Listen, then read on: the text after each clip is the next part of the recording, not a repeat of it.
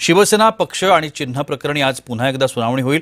ठाकरेंच्या वकिलांकडून वाढीव वेळेची मागणी करण्यात येण्याची शक्यता आहे। कपिल सिब्बल आज युक्तिवाद संपवतील। शिवसेना पक्ष आणि चिन्ह कुणाला मिळणार याकडे संपूर्ण राज्याचंच नव्हे तर देशाचं लक्ष लागलं।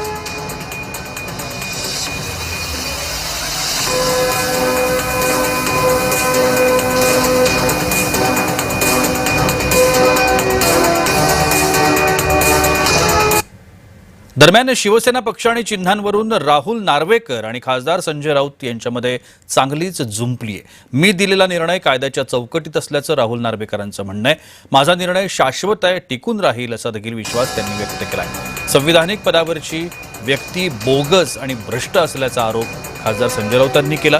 शिवसेना विकणारे नार्वेकर बौद्धिक नक्षलवादी असल्याची देखील राऊतांनी टीका केली।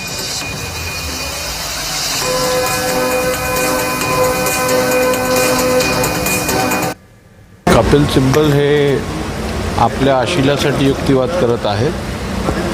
स्वाभाविक आहे, त्यांना जी बाजू मांडायची आहे ते मांडतील, परंतु कपिल सिब्बलांचं मत म्हणजे काय कोर्टाचं मत नाही आहे। मी दिलेला जो निर्णय आहे तो कायद्याच्या चौकटीत राहून सुप्रीम कोर्टाने जे निकष दिलेले त्या निकषाच्या आधारावरती दिलेला निर्णय आहे।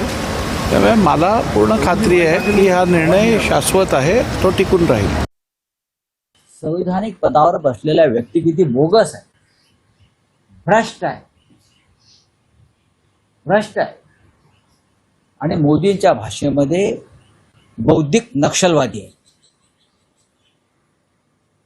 खरे बौद्धिक नक्षलवादी कोण आहेत? जे मोदींनी सांगितलं,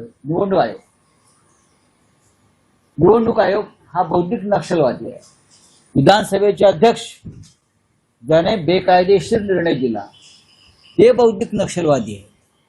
ज्याने संविधान गाडून टाकलं ते बौद्धिक नक्षलवादी आहे।